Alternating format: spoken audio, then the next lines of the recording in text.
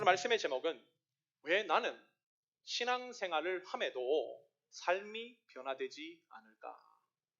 왜 나는 교회를 다니고 신앙생활을 한다고 함에도 나의 삶은 이렇게 변하지 않을까? 라는 질문에 대한 해답을 오늘 말씀을 중심으로 함께 좀 찾아보려고 합니다.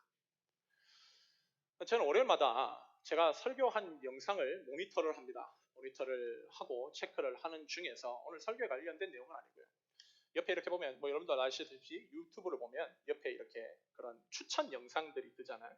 근데 갑자기 그 영상 중에 한 드라마의 짤이 있는 게 보여가지고 우연찮게 그걸 틀게 됐습니다. 거기에 젊은 부부가 나오는데 그 씬이 아마도 부부싸움을 하고 있는 씬이었던 것 같아요. 그 짤이. 아내가 남편에게 이런 대사를 해요. 나는 당신을 사랑하기도 하지만 당신보다 내 자신을 더 사랑해요. 저는 그 대사를 듣자마자 웃기고 앉아있네. 이런 내용을 그냥 제 스스로 이렇게 얘기를 하게 됐어요. 저도 모르게. 근데 하루 종일 그 대사가 하루 종일 여운이 남는 겁니다. 저는 아직 좀 보수적인 사람인 것 같아요. 왜 그 여운이 남았을까 보니 사랑은 이타적이잖아요. 근데 지금 사람들이 하고 있는 사랑이 너무나 자기중심적인 사랑이기에 그런 어떤 사람들의 심리적인 상태를 저 대사가 대변해주고 있다는 생각 때문이었습니다. 이타적인 사랑은 사랑하는 대상을 위해서 죽을 수도 있고 헌신할 수도 있는 사랑이에요. 그런데도 요즘 사람들의 사랑을 보면 지극히 이기적인 사랑, 내 중심적인 사랑, 어쩌면 이것이 바로 현 세대의 모습, 사랑이라고 정의하고 있는 그들의 실체이지 않나라는 생각을 하게 되었습니다. 사람은 누구나 제일 자기 자신을 사랑해요. 그래서 사람은 누구나 자기 자신을 위해서 삽니다. 오직 자신에게만 충성을 하고 그렇게 지금까지 살아온 것이죠. 그런 삶에 예수님께서 찾아오시고 그분을 믿게 되면서 이 삶의 방식에 대혁명이 일어나게 된 거예요. 여러분, 왜 예수 믿는 것을 혁명이라고 할까요? 자기 혁명이라고 부를까요? 바로 자기만을 위해 살아왔던, 자기 사랑을 위해서만 살아왔던 그 삶의 패턴이 금이 가는 일이기 때문입니다. 바로 자기가 사랑하는 대상이 자기 자신에서 예수 그리스도로 옮겨가는 일이 일어나기 때문에. 그런데 현대 교인들은 이것을 바꾸지 않고 신앙생활을 하는 사람들이 부지기수라는 것입니다. 여전히 자기 사랑이라고 불리는 I first, 본인이 예수를 믿는다 함에도 이걸 바꾸려고 하질 않아요. 그러기에 우리가 예수를 믿는다고 하고 교회 생활을 하고 수년 동안 교회에 앉아있다 할지라도 본질적으로 내 중심의 사랑의 모습이 바뀌어지지 않기에 우리의 삶이 변화되지 않는 것이지 않나라는 생각을 합니다. 물론 나의 힘만으로, 나의 노력만으로는 바꾸기 힘들죠. 하나님께서 필요한 은혜를 주시고 감동을 주셔야지만 가능해요. 그럴 때 우리의 삶이 변화되는 겁니다. 오늘은 이 주제를 본문이 다루고 있다고 저는 생각합니다. 오늘 본문은 출애굽 1세대들이 행한 하나님을 향한 배신 가운데서도 가장 결정적인 배신이라고 할 수 있는 시내산 금송아지 우상 숭배 사건을 다루고 있어요. 얼마 전까지만 해도 이스라엘 백성들은 시내산 정상에 임한 하나님의 임재를 보고 벌벌 떨었습니다.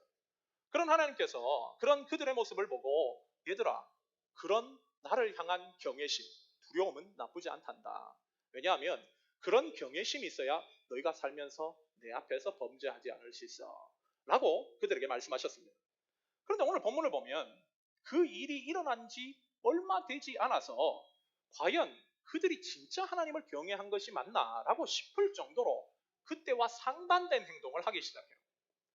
출애굽기 24장 18절을 보면 모세는 지난주에 봤던 그 말씀에 이어서 바로 시내산으로 올라갑니다.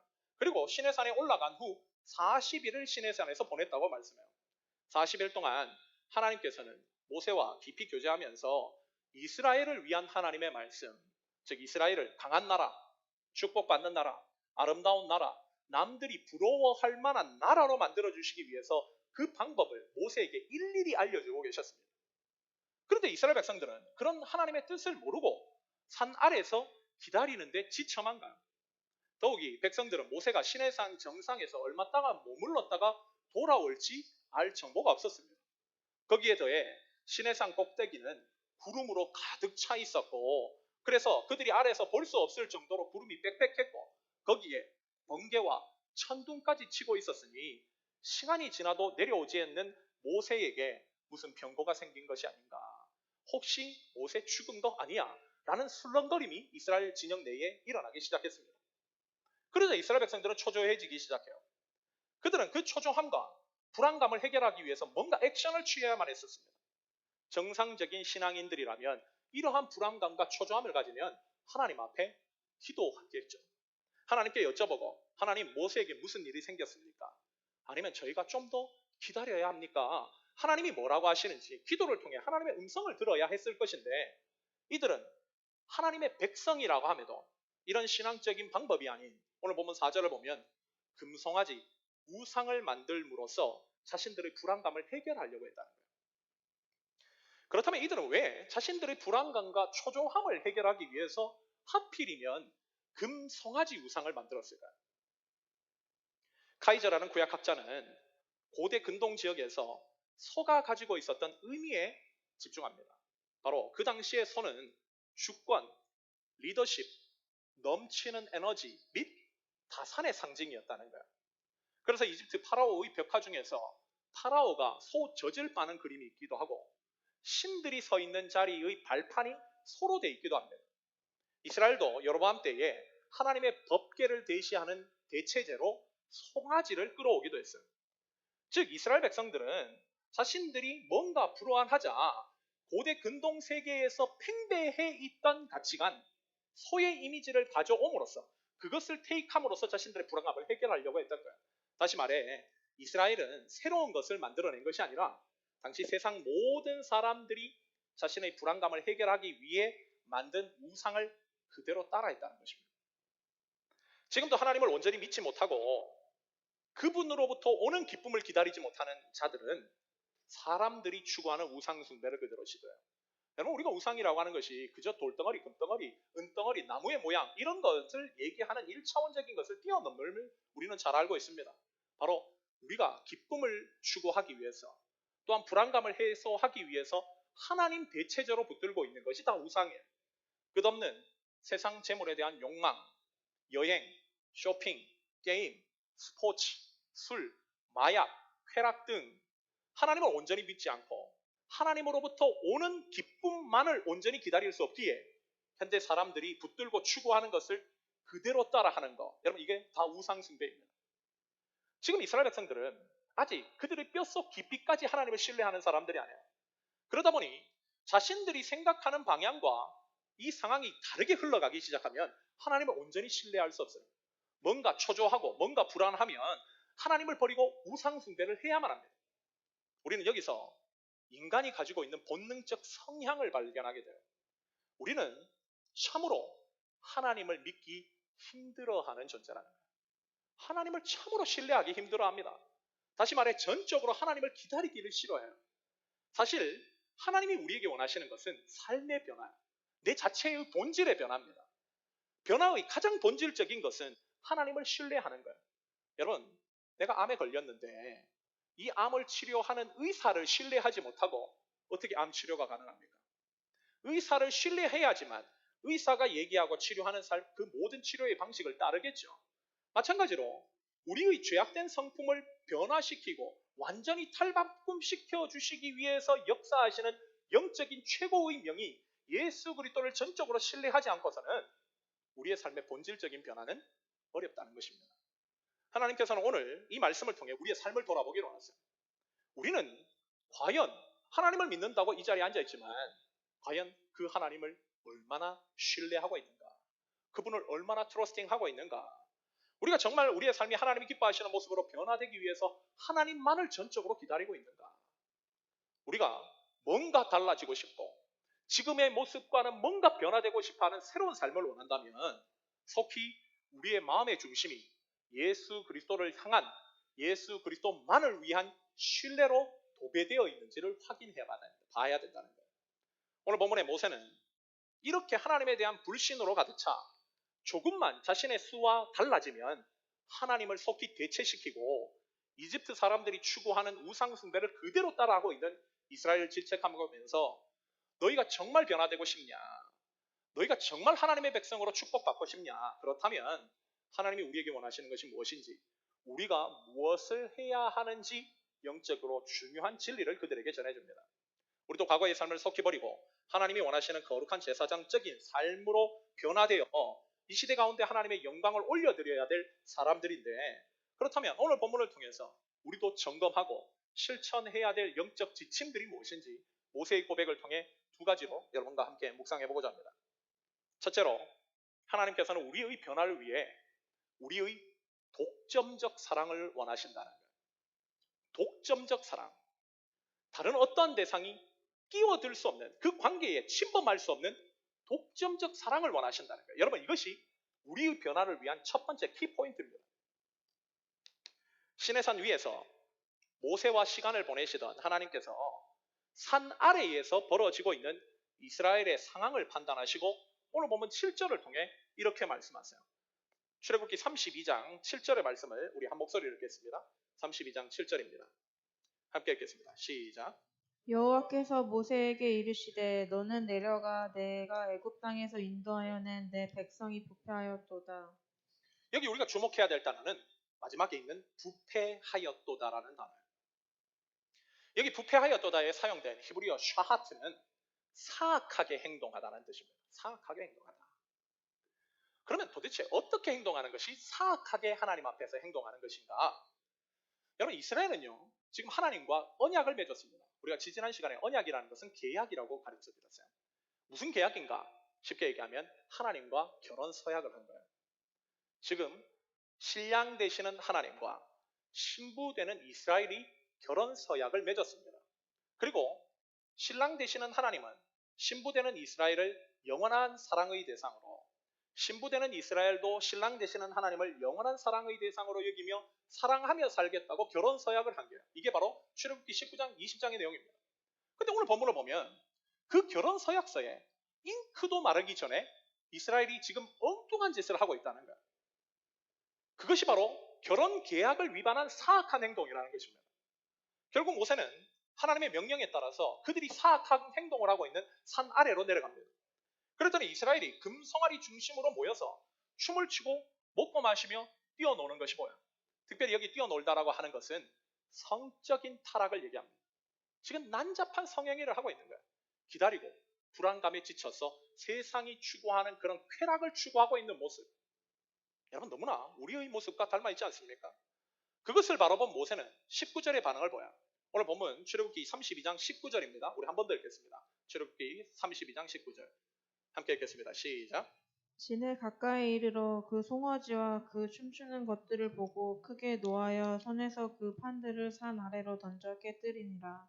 지금 이런 이스라엘 백성들의 모습을 본 첫 번째 모세의 반응이 뭐였는가? 바로 자신의 손에 들린 두 돌판을 산 아래로 던져 깨뜨리는 거였다는 거예요. 여기 모세가 지금 쥐고 있는 그 판들이라고 하는 것은 시내산에서 하나님께서 주신 십계명 두 돌판을 가리킵니다. 이런 모세의 행동은 인간적인 감정을 다스리지 못해 충동적으로 일어난 일이 아니었어요. 모세는 지금 이스라엘의 이런 행동으로 인해서 지금 자신이 들고 있는 두 돌판에 적혀있는 그 십계명의 내용대로 나 외에 다른 신들을 내게 두지 말라, 나의 형상을 있게 만들지 말라, 우상 숭배하지 말라, 그 죄는 너에게만 돌아갈 것이 아니라 네 자손 3, 4대까지 이르면서 내가 저주할 거야 라고 하는 하나님의 말씀이 지금 이스라엘 백성들에게 임할까봐 걱정이 된 거예요. 그들을 살리기 위해서 그 돌판을 깨뜨려버린 것입니다.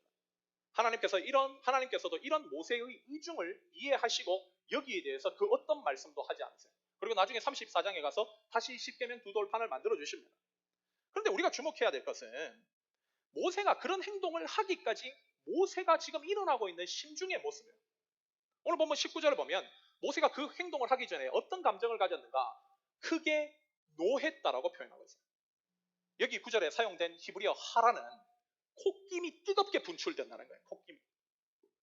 이 단어는 특별히 사랑하는 대상에게 나타나는 행동입니다.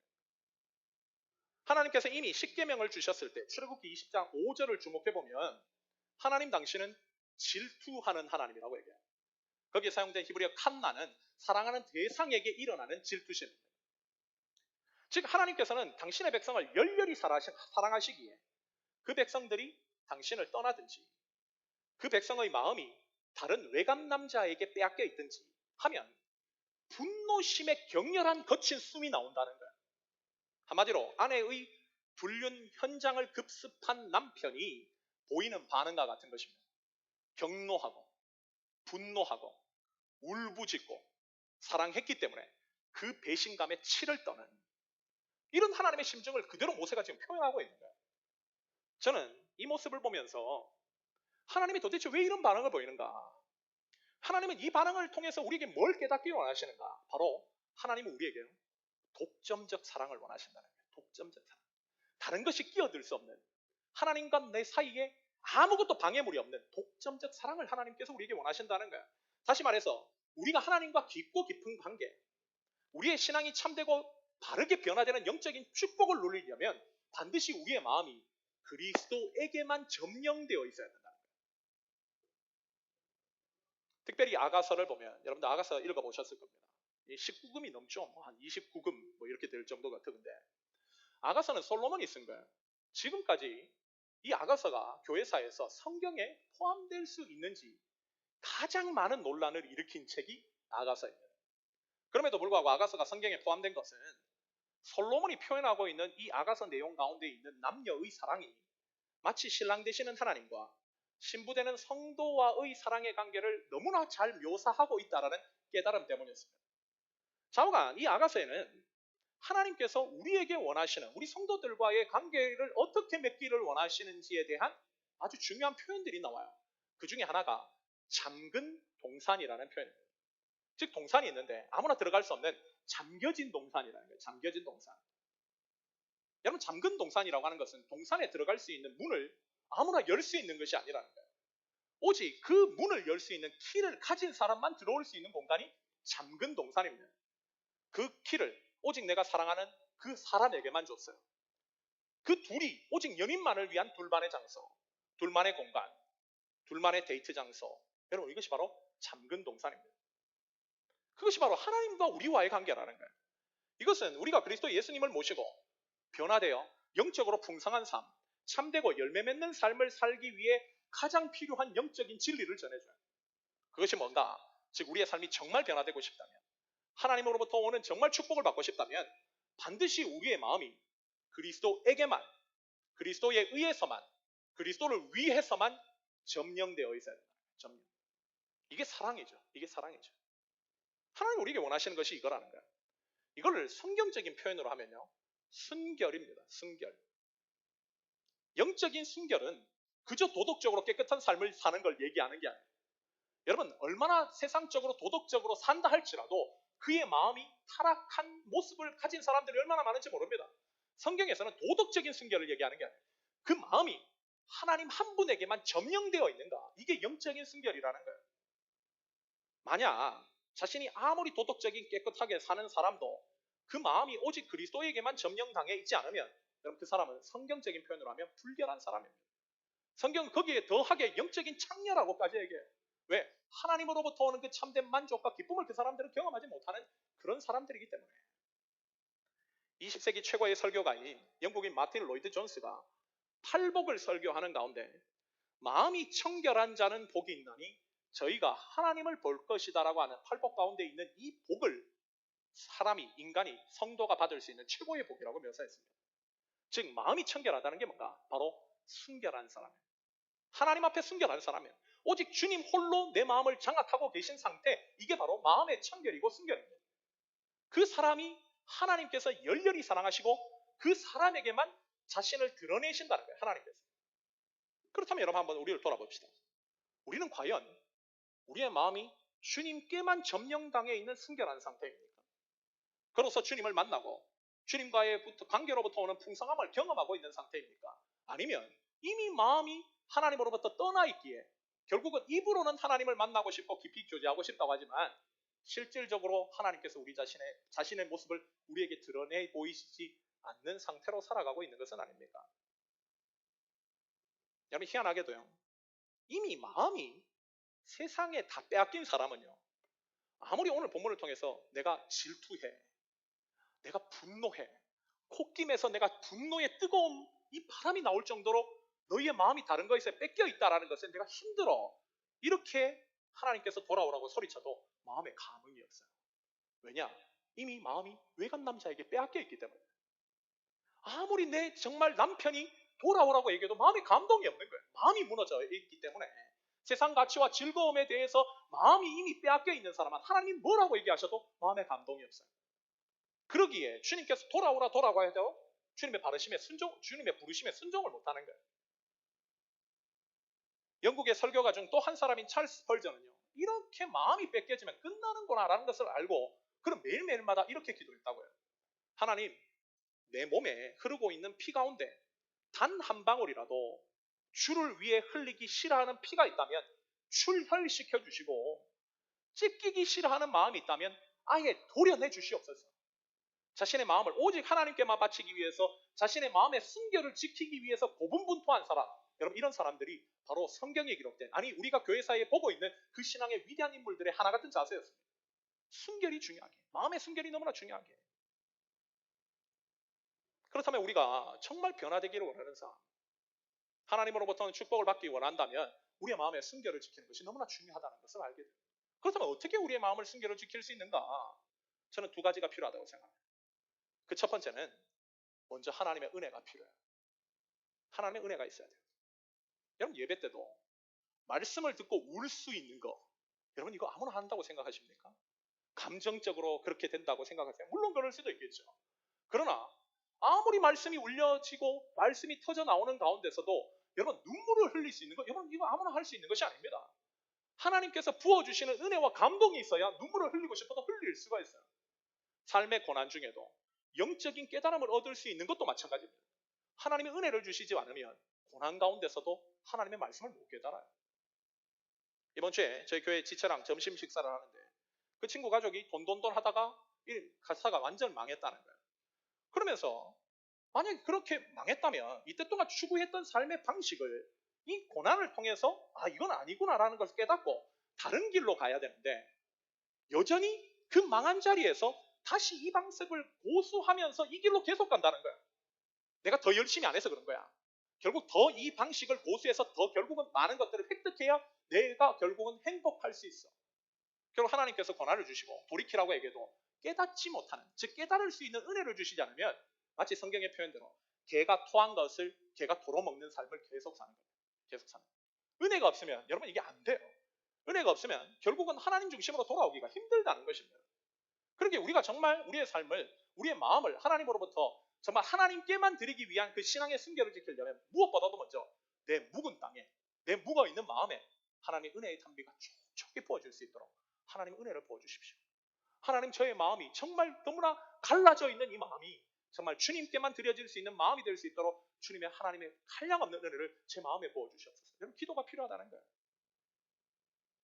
그러나 이것만으로도 안 돼요. 여기에 더해서 또 다른 하나는 인간의 노력이 필요합니다.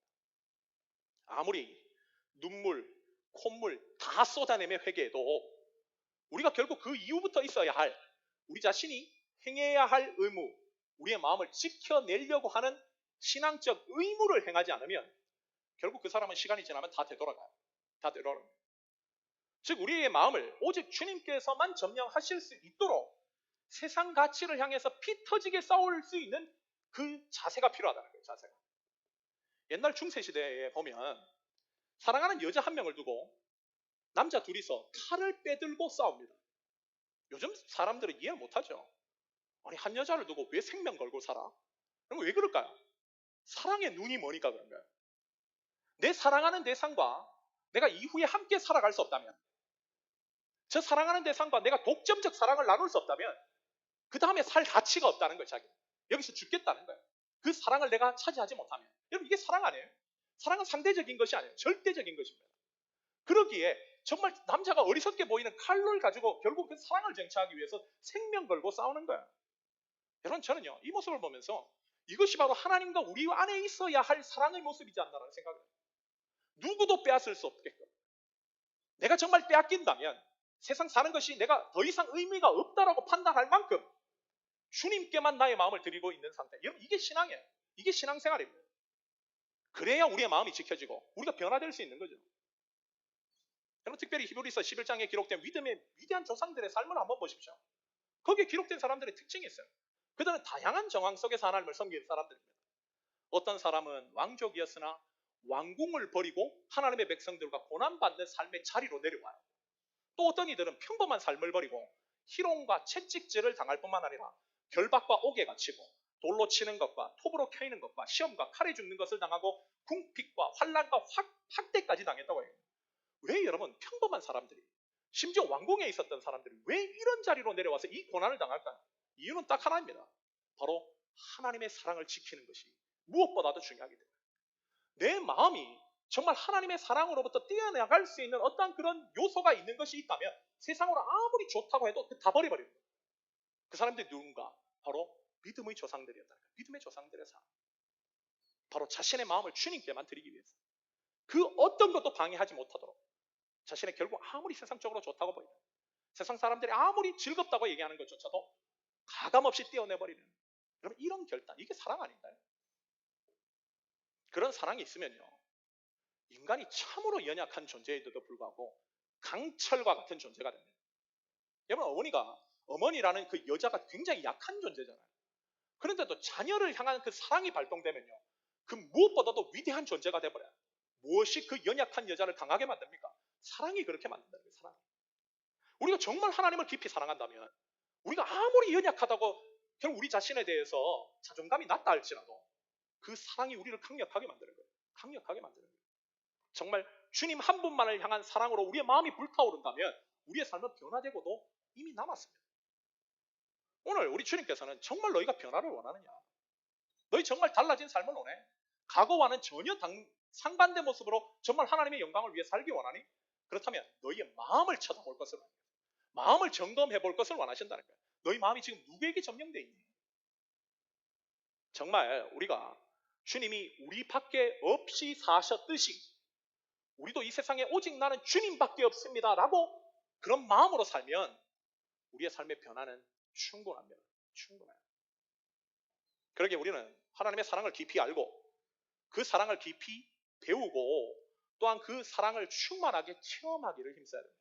그래서 우리가 하나님의 임재 가운데 하나님의 말씀이 있는 곳에 기도의 자리로 계속 나가는 거예요.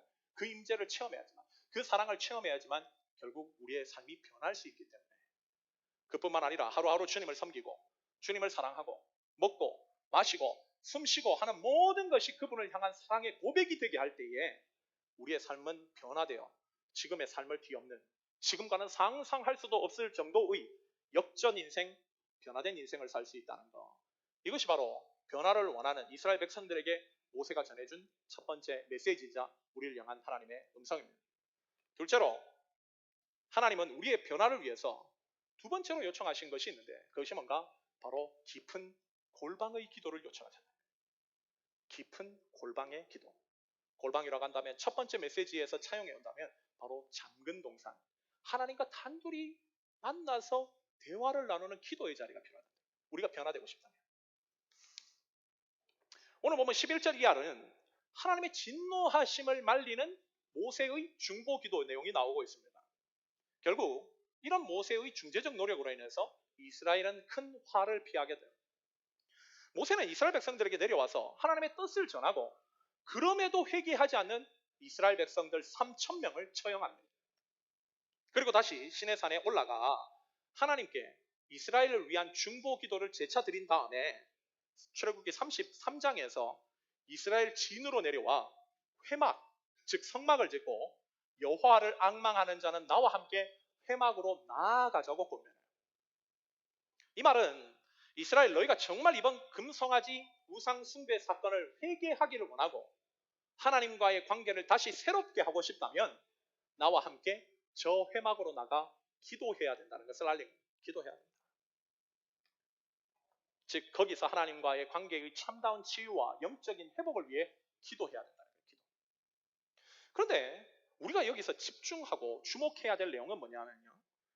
모세가 회막을 치는데 그 회막을 치라는 장소가 어디냐는 거예요. 장소가.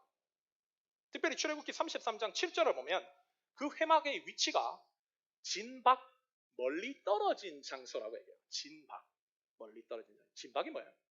진이라고 하는 것은 바로 지금 이스라엘이 거주하고 있는 거주지예요. 거주지. 주거지역. 그곳으로부터 멀리 떨어진 곳에 회막을 지라는 거예요. 왜 그랬을까요? 그랬을까? 진은 아까도 얘기했지만 이스라엘의 주거 지역입니다. 주거 지역은 인간들의 움직임으로 늘 분주한 곳이에요. 그런 곳에서는 영적인 일이나 위의 것에 관심을 갖는 것보다는 사람들의 육신의 안목이나 필요, 그것에 더 집중되기 쉬운 공간입니다. 요즘과 같은 상황으로 말하면 TV에 드라마가 흘러나오고 한가롭게 잠자리에 누워 편안한 잠을 즐길 수 있는 소파와 침대가 있는 공간, 친구들끼리 노닥거리고 잡담을 할 수 있는 공간, 이것이 바로 주거지역이죠. 진이라는 거예요. 물론 그곳에도 하나님 계십니다. 그런데 모세는 그곳으로부터 오직 하나님께 집중할 수 있는 장소로 나오라고 명령하고 있어요. 왜? 그곳은 지금과 같은 영적인 위기 상황, 오직 하나님만을 향해야 할 마음의 순결이 훼손된 중대차한 위기 상황에서 어울릴 만한 신앙의 긴장이 발동될 수 없는 장소라는 거예요. 그런 장소에서 결론적으로는 그곳에서는 기도에 몰두할 수 있는 장소가 아니라는 거예요. 그래서 모세는 하나님을 만나기 위해 조용한 장소, 일상의 번잡함으로부터 구별된 장소, 오직 하나님과 대면할 수 있는 깊은 고독이 보장된 장소로 진에서 멀리 떨어진 곳에 회막을 세웁니다. 회막. 모세는요, 기도가 뭔지를 정확하게 알았던 사람이에요. 기도가 뭔지. 이것은 예수님이 우리에게 어떻게 기도할지를 알려주신 말씀과도 정확하게 일치하는 바예요. 마태복음 6장 6절을 보면 예수님께서는 너는 기도할 때에 네 골방에 들어가 문을 닫고, 아가서적인 표현으로 한다면 잠근 동산이죠. 문을 닫고 은밀한 중에 계신 내 아버지께 기도해라. 은밀한 중에 보시는 내 아버지께서 갚으시리라. 여기서 골방이 뭡니까? 바로 잠근 동산. 세상에 대한 유혹과 쾌락, 세상의 즐거움과 그리움으로부터 단절된 장소, 오직 하나님 한 분만 대면할 수 있는 장소, 그것이 골방인 것이죠. 이런 의미에서 우리가 정말 변화되고 하나님 만나고 싶고 오직 예수 그리스도께만 내 마음을 드리는 영적 순결성을 회복시키며 주님의 강력하고 거룩한 제사장으로 하나님 기뻐하시는 삶을 살고 싶다면, 여러분, 그 어떤 것보다 주님과 단둘이만 대면할 수 있는 기도의 장소가 필요해요. 기도의 장소가 필요해요. 여러분들은 그 장소가 있습니까? 특별히 교회사를 보면 영적으로 뛰어난 인물들은 거의 다 예외 없이 자연과 친밀했던 사람들이에요. 어떤 사람은 목회자인데도 불구하고 거의 자연에 대해서 박사급인 사람도 있었습니다. 굉장히 자연과 친밀해요. 왜 그들이 자연과 친했는가? 그들은 사람들 속에 묻혀 있었을 때보다 자연과 함께 하나님과 고독한 홀로의 대면의 시간을 보내는 것이 영적으로 가장 큰 도움을 받을 수 있는 일이라는 것을 알았던 사람들, 하나같이 그들은 그런 깨달음이 있었다는 겁니다. 그들은 그런 고독의 장소에서 기도의 영이신 성령님을 마음에 품고 살았기에 자연 속에서 고독의 시간을 보내며 하나님과 깊이 만나는 것을 사랑했어요. 예수님 역시도 공생의 당시 그렇게 많은 사람들이 찾아오고 또한 그렇게 많은 사역의 혼잡함 속에서도 집중된 기도의 장소, 홀로 산에 올라가 기도하기를 즐겨하셨습니다. 그분에게 골방은 산이었던 거예요. 저희 역시도 저희 집 뒤에 작은 뜰이 있는데 거기에 채소들, 장미, 큰 나무가 있습니다.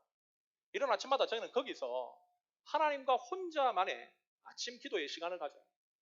그럴 때마다 얼마나 제 영이 주님과 함께 깊어지는지 모릅니다. 그러나 여러분, 오늘날 우리의 삶을 한번 돌아보십시오.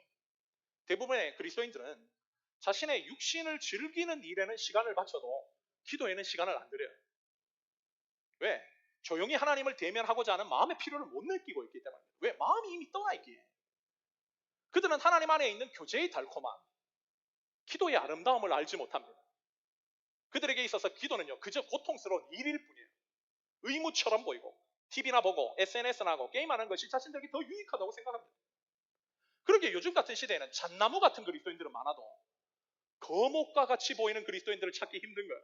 기도가 없기 때문에.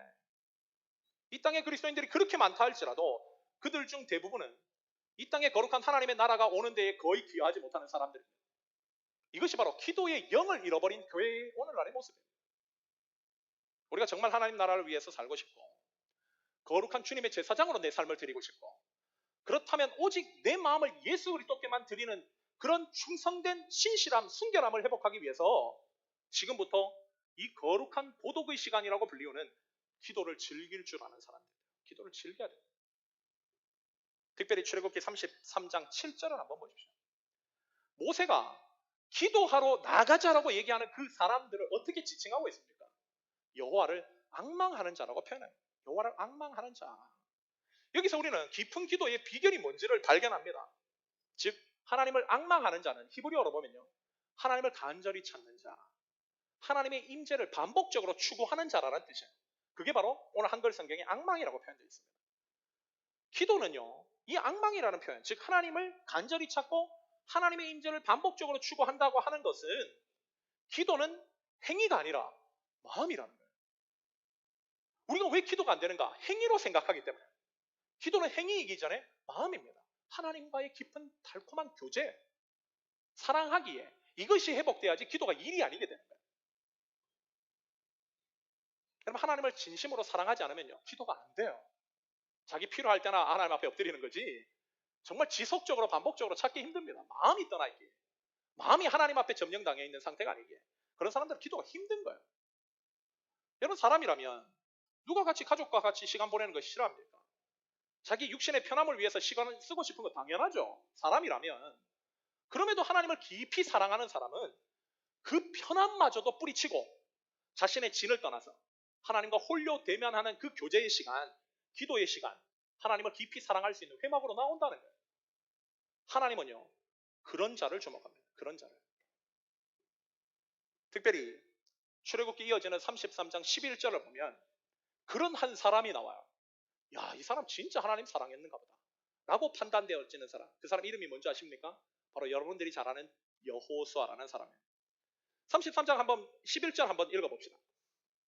출애굽기 33장 11절입니다. 우리 한 목소리로 읽을게요. 33장 11절 시작.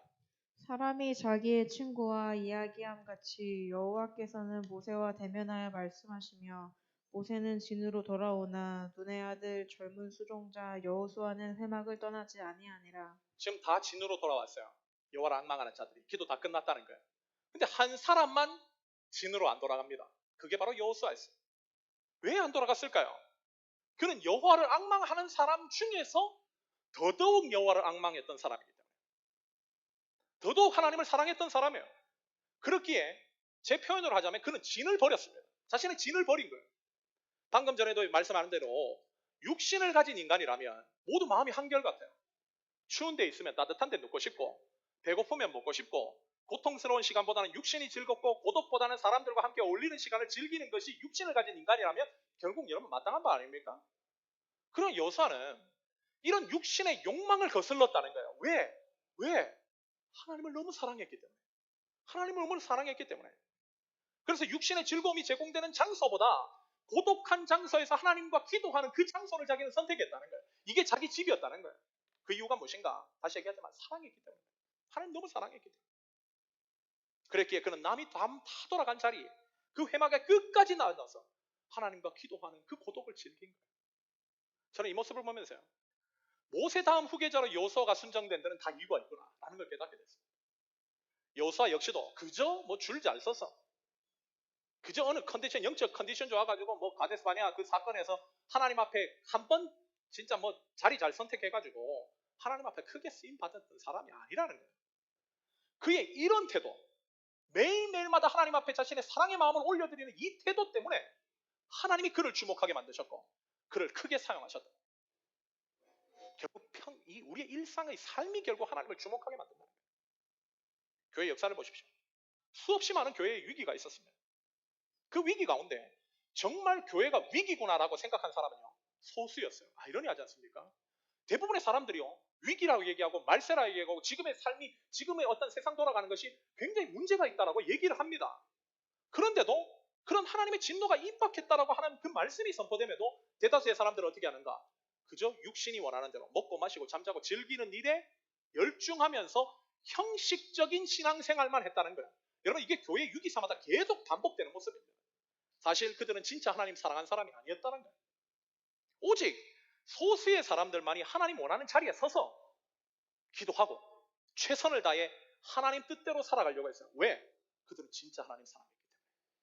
그들은 예수님 진짜 사랑했기 때문에.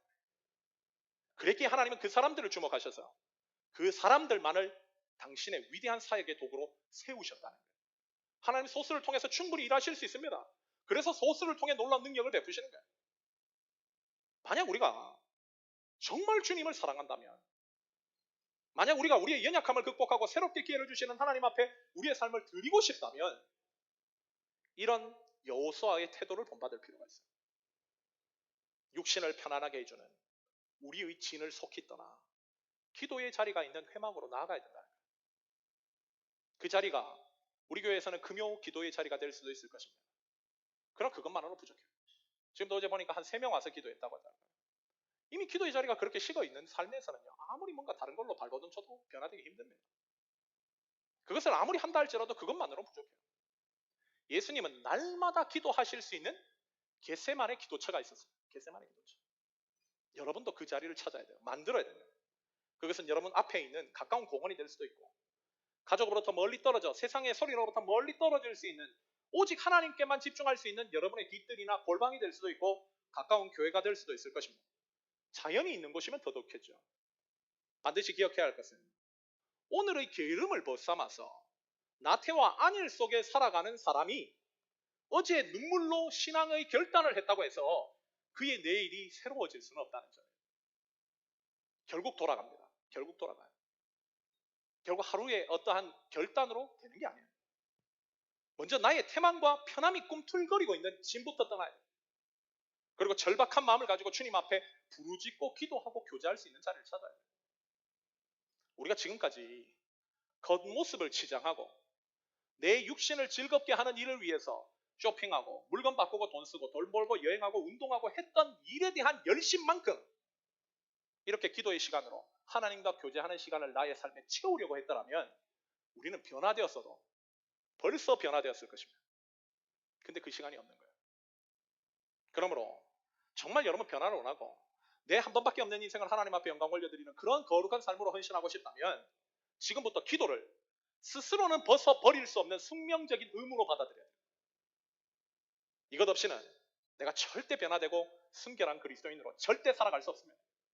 혈서를 쓰는 각오를 하더라도 더한 각오로 주님 앞에 결단해야 돼요. 그때 우리의 삶은 달라지고 주님으로 인해 승리하게 된다는 거. 오늘 말씀을 마무리하면서 우리는 왜 신앙생활을 함에도 몇 년 동안 교회를 왔다 갔다 함에도 우리의 삶이 잘 변화되지 않는가라는 이유를 알게 됐습니다.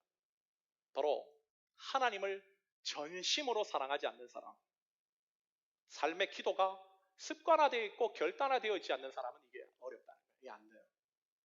우리의 대적 마귀가요, 우리가 변화되어 하나님께 영광 올려드리는 것을 그냥 지켜만 보는 바보 천치가 아닙니다. 우리가 하나님의 나라에 올라가고자 하는 열망만큼이나 그가 우리 모두가 하나님 나라에 가지 않고 죽기를 간절히 바라고 있다는 거예요. 간절히. 그렇다면 여러분 가만히 있으면 당한다는 거죠. 뭘 해야 되는가? 오늘부터 실천해야 될 일이 뭔가? 바로 주님께서 오늘 2가지를 알려주셨어요. 가장 먼저 우리의 영을 죽이는 우리 안에 내재되어 있는 습관부터 뿌리고 와요. 습관부터. 우리가 복음을 위하여 섬기도록 부름받은 일꾼임에도 불구하고 그런 부르심에 대한 의식 없이 안일함에 빠져 살아가고 있는, 그렇게 살아가는 어리석은 다수의 그리스도인이라고 자처하는 자들의 삶을 따라서는 안 된다는 거예요. 적당히 좀 하자. 적당히. 적당주의에 빠져있고 어디서 주서들은 하나님은 사랑이시라는 교리 하나 딱 붙들고 하나님을 향한 열심도 없이 거룩함의 추구도 없이 나태하고 게으른 삶을 살아서는 절대로 안 된다는 것입니다. 위대한 신앙의 선조들은 자신의 전 존재를 하나님께 바쳤어요. 그들은 그냥 자신을 드리는 것이 아니라 자신의 전 존재를 하나님 앞에 번제로 태워 올렸어요. 자신의 육신이 썩어 없어지는 삶을 살기보다 주님을 향한 사랑에 불태워 없어지는 삶을 고대했어요. 그 정도로 예수님을 사랑하고 그 정도로 예수님을 흠모하고 예수님 이름만 들어도 그분과 교제하고 싶어서 안달이 나는 소원으로 불타올랐기에 하나님은 그들을 주목하시고 그들에게 더욱더 강력한 능력을 베푸신 거예요. 여러분 이것이 같은 그리스도인이라도 절대 같을 수 없는 본질적인 이유입니다. 이제 우리는 이렇게 살아야 돼요. 신앙에는 지름길이 없습니다. 마땅히 감당해야 할 수고와 고통을 수반하지 않는 신앙의 발전은 없어요. 여호수아는 모든 사람들이 다 떠나간 후에도 홀로 고독하게 회막을 지켰습니다. 여호수아는 그 고통을 짐으로 여기지 않았어요. 하나님을 너무나 사랑했기에 너무나 당연한 거예요. 그렇게 그에게 능력이 나타났습니다. 우리는 간혹 가다가 교회에서 기도하면 우리 함께 외칩시다. 내 앞을 가로막고 있는 산아 저리로 옮겨갈지어다. 예수님 말씀을 따라하면서 내 앞에 있는 장벽이 사라지기를 기도합니다. 그러나 여러분 그것이 잘 나타납니까? 여러분 정말 산이 옮겨지던가요? 주님은 분명히 믿음이 있는 자들은 그렇게 된다고 했는데 우리의 삶에 그런 일이 잘 안 일어나는 이유가 뭘까요? 바로 이 자리가 없기 때문에, 기도 자리가 없기 때문에. 여러분 요사는 이런 삶을 살았고 나중에 요사에 가면 아얄론 골짜기에서 전쟁을 할 때 태양을 향해 소리칩니다. 태양아 멈추어라. 소리칠 때 태양이 있었어요. 태양이 있습니다. 여러분 이것도 소설이라고 생각하십니까? 이것이 사실이 아니라고 생각하십니까? 이거는 실제로 일어났던 일이에요. 누구에게 이런 일이 일어나는가? 바로 기도의 영으로 충만하게 차지하고 있는 주님과의 단둘이의 독점적인 사랑과 그분과의 함께 교제하는 그 기도의 시간으로 말미암아 성령님이 그의 삶을 도배하고 있는 삶에게 지금도 일어나는 일입니다. 우리의 삶의 앞을 막고 있는 이 산아 저리로 옮겨가라. 마치 하나님의 음성처럼 소리치를 때 그에게 하나님의 놀라운 능력이 나타난다는 거예요. 왜? 마음이 청결한 자에게 주님께서는 자신을 드러내 보신다고 약속하셨기 때문에. 여러분 이것이 바로 신앙인입니다. 바로 주님을 전심으로 사랑하고 그분과의 깊은 교제에 정말 빠져있는 사람들. 여러분 변화를 원하십니까? 삶의 장애물을 넘고 싶으십니까? 이 하나님의 초대를 여러분 그냥 단순하게 생각하지 마십시오. 순종하십시오. 그때 여러분을 막고 있는 거대한 산이 하나님이 자신을 드러내 보이심으로 말미암아 여러분 눈앞에 가시화되고 현실화가 될 것입니다. 우리 다 같이 기도하도록 하겠습니다.